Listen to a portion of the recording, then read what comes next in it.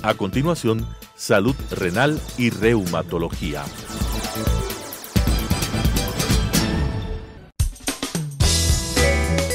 Clasificación A. Apto para todo público.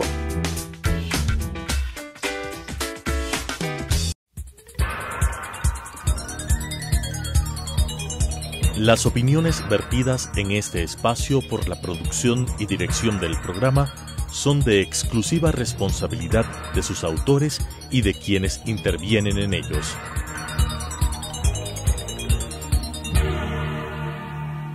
Telesucesos Canal 29 UHF presenta Salud Renal y Reumatología.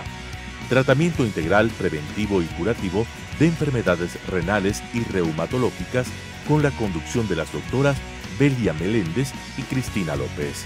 Salud renal y reumatología. Buenos días, bienvenidos. Gracias amigos por acompañarnos en una nueva edición de nuestro programa Salud Positiva. Somos la doctora Cristina López y la doctora Belia Meléndez y pues a través de las redes sociales estamos listas y prestas para poder resolver sus dudas y sus preguntas. Nos han pedido que hablemos un poco sobre cáncer, pero en esta ocasión hemos querido asociar el cáncer a las enfermedades de nuestras especialidades. Claro, bienvenidos todos. Es importante saber y conocer que si tenemos una enfermedad, sea autoinmune, sea enfermedad renal, cardíaca, neurológica, no estamos exentos de también poseer una patología de tipo neoplásico como el cáncer.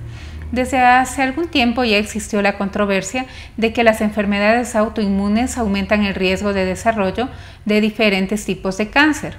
Los informes sobre esta asociación empezaron más o menos a partir de la segunda década del siglo XX. En la actualidad está ya bien documentado que los pacientes con el síndrome de Sjögren, esclerodermia, con fibrosis pulmonar, dermatopolimiositis, que son todas enfermedades autoinmunes, tienen un alto riesgo de generar cáncer. También se ha asociado, aunque no de una manera clara, a la artritis reumatoide y lupus, y estas asociaciones tienen varias aristas, ¿no? Sí, así es. Estudios pues han evaluado que la mortalidad de los pacientes con lupus y su relación con cáncer en sí no es muy prevalente, no encuentran una asociación muy clara. Este es un grupo de estudio, mientras que otro grupo de estudio sí nos manifiesta que hay una relación muy clara en que los pacientes con una enfermedad autoinmune tienen mayor tendencia a tener cáncer. Sin embargo, pues sí existe esta alta sospecha de que pues, los pacientes tienen este riesgo relativo, pero ¿a qué tipo de cáncer? Puede ser al linfoma de Hodgkin, linfoma no Hodgkin, a cáncer de mama, cáncer de cervix. Los estudios más se inclinan hacia los linfomas Hodgkin o no Hodgkin porque la célula B es la que está implicada en el proceso de aparecimiento de lupus y de artritis reumatoide, ¿no? Es notable y muy conocido la relación que existe entre el desarrollo del linfoma en pacientes con lupus. El mecanismo de desarrollo de la enfermedad maligna en estos pacientes es completamente desconocida. Si la misma enfermedad como lupus es desconocida, peor aún las enfermedades que ya se asocian a otras como el cáncer. Pero tiene varias teorías, como tú decías, tiene varias aristas, ¿no? Pues lo asocian con infección con Epstein-Barr, con herpes simple, con herpes tipo 2, con varicela zoster. Se considera estos virus altamente oncogénicos, que no necesariamente en un paciente que tenga lupus o artritis va a desencadenar el cáncer, sino en cualquier tipo de paciente. Claro, entonces es importante siempre mantener una evaluación constante del paciente. En cuanto a la artritis reumatoide y la asociación con neoplasias, todavía hay muchas discrepancias, no está muy claro esta asociación. Han habido algunos estudios en que han querido relacionarles, pero ha sido realizado con pocos pacientes y no ha sido por el tiempo suficiente como para poder lograr y establecer una relación clara entre el aparecimiento de artritis y algún tipo específico de cáncer. Sin embargo, hay muchos estudios que no han logrado establecer O sea, que pacientes con artritis tengan más probabilidades de desarrollar una neoplasia que los pacientes que no tienen artritis. Entonces todavía en esto falta estudios. Es controversial. Ajá, es todavía controversial, pero también al igual que el lupus puede haber una asociación desde el punto de vista inmunológico o por el desarrollo de infecciones oportunistas crónicas por el uso de inmunosupresión a largo tiempo. Así es. Sin embargo, las malignidades que reportan más frecuentemente en los casos de artritis está la leucemia, el mieloma múltiple, el linfoma, la neoplasia de pulmón independiente del factor tabaco, una neoplasia de riñón, de cerebro. En esos estudios, como regla general, pues ha influido como un diagnóstico primario aislado y que a veces pudo haber sido secundario a una artritis. Primero fue la artritis y luego desarrollan el tumor, o primero fue el tumor y luego desarrolla la artritis. Pues la parte inmunológica en todos los pacientes es un laberinto. Es un laberinto que hasta el momento no se puede determinar por dónde está la salida, pero sí se sabe que entre todos estos elementos hay un nexo. Exactamente. Bueno, ahora tomando en cuenta que en las enfermedades inmunológicas se utilizan varios tipos de fármaco que son para modular el sistema inmune, uno de estos es el metotrexate. Entonces el metotrexate ha sido utilizado como parte de las teorías de asociación con las neoplasias. Por un lado tenemos que el metotrexate puede estar vinculado al daño del ADN, y al haber este daño del ADN genera una mutación que crea las células oncológicas que se desarrollan sin esta capacidad de autodetenerse y se sobreexpresan, o sea, siguen desarrollándose sin tener un punto de control. Así es. Ahora, el otro punto del metotrexate es que al ser un inmunosupresor afecta el sistema inmune, haciendo que sea más común las infecciones, sobre todo virales, y de esta manera estos virus que son de potencial oncogénico, o sea que pueden generar neoplasias, cáncer, sean más fáciles de que contraigan.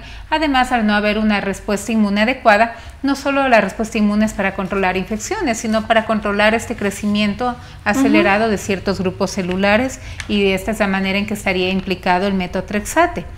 Aparte del metotrexate, tenemos otros medicamentos que se utilizan en enfermedades inmunes y no solo en enfermedades inmunes, sino que también utilizamos, por ejemplo, para el control de enfermedades renales como las glomerulopatías o el manejo de rechazo de trasplante, o para el trasplante renal en sí, como son la ciclofosfamida, la satioprina, que también han sido asociadas a procesos neoplásicos, y sobre todo se ha visto que estos pacientes que reciben este tipo de medicación como la ciclofosfamida, la satioprina, tienen más riesgo de desarrollo de cáncer de vejiga. Aquí sí se ve una clara asociación. Es una asociación muy clara. Es por eso que cuando nosotros administramos sobre todo la ciclofosfamida, debemos al paciente hidratar muy bien para evitar en ese momento de la administración un sangrado de vejiga, y para evitar que en el futuro para que tenga menos riesgo de desarrollo de una neoplasia. Que estos metabolitos de la ciclofosfamida se peguen a la pared de la vejiga. Exacto, porque se elimina por la vía urinaria y pueden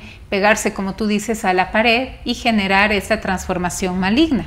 Pero también se le ve asociado a otros tipos de cáncer, como es la leucemia aguda y el linfoma no Hodgkin, ¿no? Pero con una asociación menos fuerte que la que vemos con el cáncer de vejiga, que es muy, muy importante y muy llamativo. Lo que tú dices también es importante, y como acabas de mencionar, es llamativo. Muchos de los medicamentos inmunosupresores que utilizamos, tanto tú como yo, tú para evitar el rechazo de órgano, yo para las enfermedades autoinmunes, también se utilizan en cáncer. Exacto. Cáncer de mama utilizan metotrexate, ciertos tipos de linfoma utilizan metotrexate, ciclofosfamida, utilizan rituximab, terapia biológica, pero obviamente las dosis que nosotros usamos son dosis muy pequeñitas, pero cuando es cáncer se utilizan megadosis. Claro, o sea, se puede usar el mismo medicamento, pero la dosis es la que va a cambiar para tener un resultado diferente acorde a cada patología, ¿no? Entonces, recordamos que medicamento como la ciclofosfamida tiene una clara asociación con cáncer de vejiga y siempre se debe hacer un manejo adecuado, con hidratación adecuada, o sea, no es un medicamento que se lo pueda administrar simplemente en forma ambulatoria y que el paciente recibe y se va. Puede ser ambulatorio, pero con una preparación, o sea, en un periodo de tiempo que pueda ser hidratado, observado y luego irse. Es todo un protocolo, ¿no? Es un protocolo. El que no es que llego, me ponen el medicamento y me voy, es un protocolo que se demora más o menos unas 3-4 horas del paciente entre que se pone la primera medicación y la última medicación, ¿no? Y obviamente hacer medicamentos de uso delicado, el paciente debe firmar siempre el consentimiento informado y siempre averiguar a su médico qué es lo que va a hacer este medicamento en mi cuerpo, qué efectos secundarios voy a tener, qué beneficios voy a tener. Bueno, pasando un poquito el tema de los medicamentos, también tenemos otro tipo de sustancias como el tabaco, que es francamente asociada no solo con cáncer de pulmón, sino es asociada con otros tipos de neoplasias, como puede ser el cáncer de garganta, el cáncer de lengua, que son también comunes, el cáncer de faringe y laringe, que sí son cánceres que se observan con cierta frecuencia. Entonces, no solo vamos a asociar al tabaco con el cáncer de pulmón, entonces tenemos que hacer ampliar este tipo de asociaciones con otros tipos de patologías de tipo canceroso, ¿no? Un paciente que ya nos comente que es fumador, pues aparte de todas las alertas que podemos tener por alguna otra enfermedad, sea diabético o que vaya por un dolor articular, y que nos menciona que es usuario común del tabaco, pues realmente estas cosas ya quedan en segundo plano y queda en primer plano el tabaco, porque sé que el tabaco tarde o temprano va a ser de las suyas. Exactamente, el tabaco no solo por el potencial que tiene de generar cáncer, sino todo el resto de sustancias, que son más de 50 sustancias tóxicas que tiene el tabaco, produce daño a nivel vascular, o sea, a nivel de los vasos sanguíneos. Al producir un daño a nivel vascular, no solo se van a dañar ciertos órganos, se puede dañar todo el organismo, porque en todo el organismo tenemos la irrigación sanguínea, sobre todo en los que tenemos los vasos muy pequeñitos, como los ojos, corazón, riñones, pulmones. Entonces, donde es el intercambio a nivel capilar, entonces son los órganos que suelen verse más afectados por el consumo de tabaco. ¿Cuál es la recomendación que siempre hacemos? Abandonar el tabaquismo. No es disminuir el tabaco, sino abandonarlo, eliminarlo. Siempre recordar que una vez que se ha eliminado el hábito tabáquico, todavía queda el potencial de daño, o sea, el daño está hecho. Para que eso se recupere tienen que pasar de 10 a 15 años, según los estudios, para poder regenerar el endotelio, que es la capa que recubre los vasos. Entonces el daño está hecho y permanece por un largo tiempo hasta que pueda recuperarse. Por supuesto, el hábito tabáquico le disminuye su expectativa de vida entre 5 a 10 años.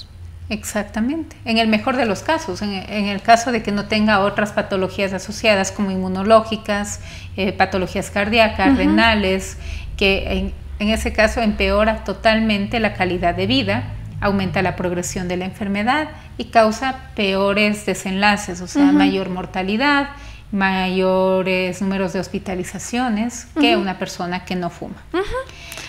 Bueno, pasando del tabaco, vamos a hablar un poco del síndrome paraneoplásico. Cuéntanos, ¿a qué se refiere el síndrome paraneoplásico? El síndrome paraneoplásico, para no hacerlo tan grande, tan extenso y tan complejo, no es más que una manifestación clínica independiente del tumor o del cáncer que el paciente padece, ¿sí? Estos síndromes paraneoplásicos pueden aparecer hasta 10 años antes de que aparezca el tumor verdaderamente en el paciente, ¿sí?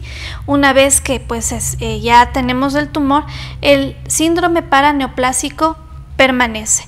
El 30% de pacientes con síndrome paraneoplásico, pues hay que estudiarlos al menos durante 10 años a partir de ese diagnóstico para buscar qué tipo de tumor puede estar haciendo. Claro, algo que es muy importante en relación a los síndromes paraneoplásicos es que no tienen una forma de presentación que nosotros podamos decir definida. Pueden presentarse de cualquier manera, pueden presentarse con alteraciones a nivel de los riñones, de la piel, neurológicas, y que no son las presentaciones típicas, o sea, como yo puedo decir, no es la evolución natural de la enfermedad.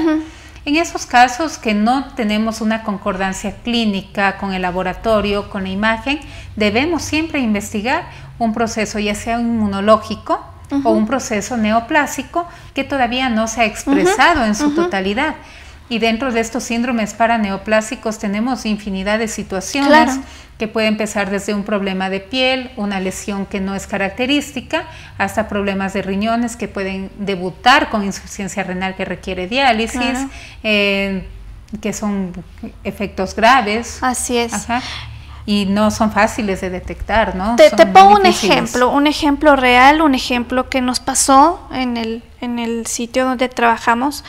Un señor de 65 años, antecedente de ser fumador 15 años atrás, llega porque desde hace 15 días empezó a sentirse decaído, dolor abdominal, pérdida de peso, náusea, vómito, realmente nada podía sostener su estómago. Se le hace una endoscopía y se encontró un cáncer de estómago, pero previamente a esto el señor describía una lesión rojiza en el cuello. Como era chofer, él pensó que era por el sol, y también notó unas bolitas, unas manchitas en sus manos, en los nudillos de sus dedos, y unas lesiones también en estas partes de sus manos, como que se hubiera lastimado. Entonces, pues al momento en que lo vi, dije yo un paraneoplásico, le comuniqué al cirujano oncólogo y pues llegamos a la conclusión que fue un cáncer gástrico. Su cáncer gástrico precipitado por el tabaco, más que por una mala alimentación. Pues la sobrevida de este señor no fue más allá de 30 días. Claro, a veces son patologías que cuando se las ubica ya son muy avanzadas. Muy avanzadas, ¿no? Y no puedes hacer mayor cosa. Y dentro de estos síndromes paraneoplásicos, una de las formas de presentación es la dermatopolimiositis, que esta es una enfermedad que se le cataloga dentro del grupo de reumatológicas y se caracteriza por la inflamación de los músculos y de la piel. La causa es desconocida, pero puede activarse después de procesos de infecciones virales, puede estar en el contexto de una neoplasia, que también puede ser, o puede ser en el contexto de otra enfermedad inmunológica, como el lupus, por ejemplo. Entonces, estas manifestaciones de la dermatopolimiositis, al ser también catalogada dentro de los síndromes paraneoplásicos, inclusive puede presentarse 10 años de una enfermedad inmunológica, 10 años antes. Así es. Entonces siempre tenemos que estar pendientes de buscar algo más. Buscar una inmunológica, buscar una neoplasia asociada, ahondar un poco más en el asunto y no quedarnos con el resultado solamente con eso. Ahí por encima, ¿no? Aquí igual un ejemplo, vale la pena un ejemplo. Mujer de 40 años de edad que hace 5 años nota paño.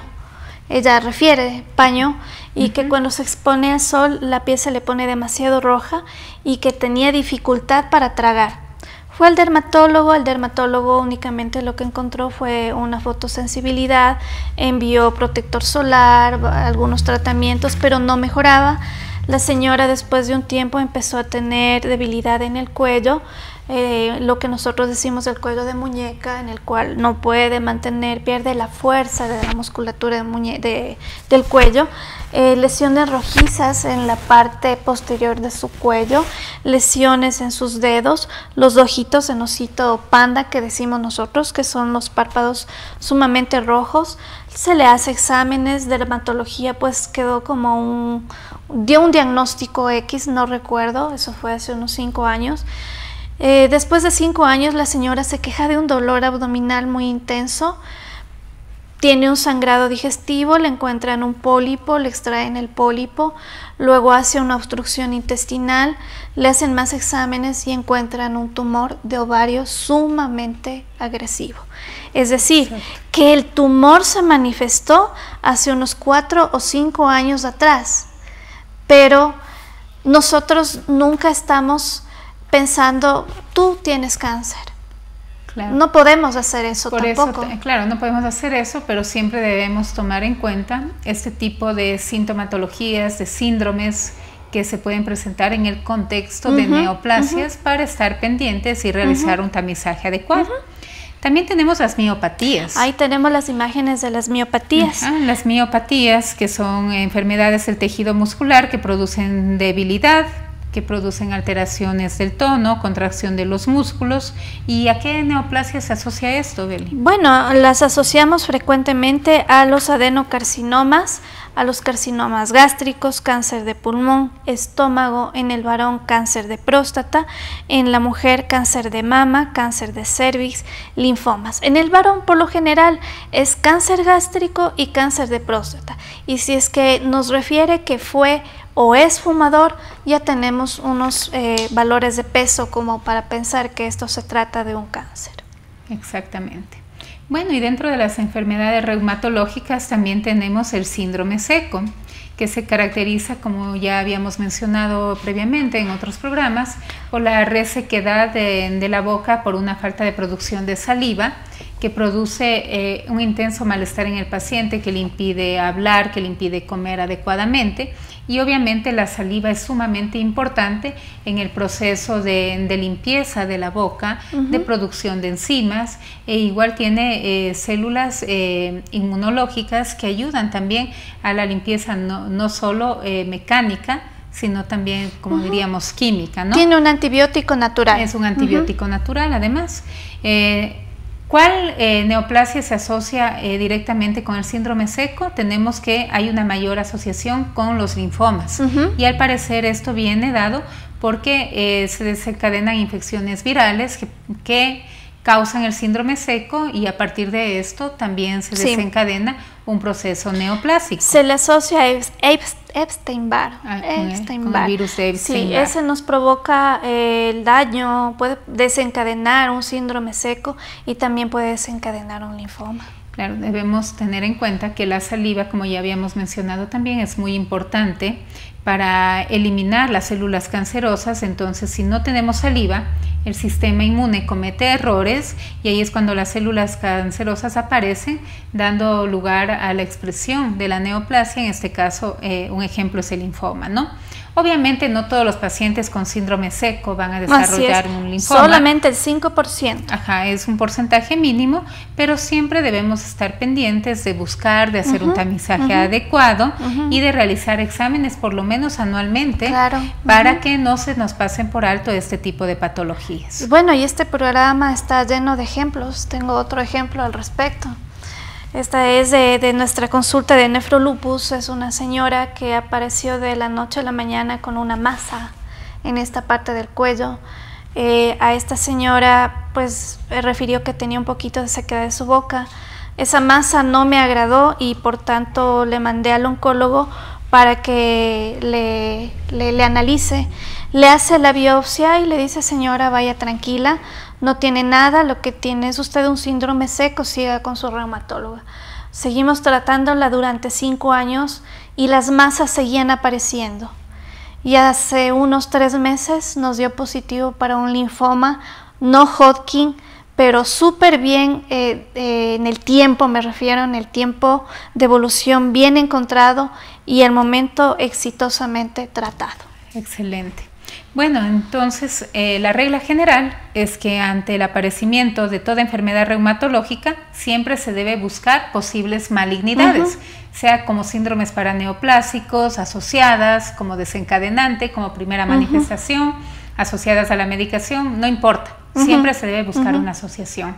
Bueno, eso es todo por hoy, pero en el próximo programa vamos a seguir tratando sobre neoplasias, pero ya enfocadas hacia las enfermedades renales. Esperamos que haya sido de gusto su programa, que les haya servido de ayuda para darse cuenta de algunas situaciones y que nos acompañen en nuestro próximo programa. Muchas gracias. Gracias. Las opiniones vertidas en este espacio por la producción y dirección del programa son de exclusiva responsabilidad de sus autores y de quienes intervienen en ellos.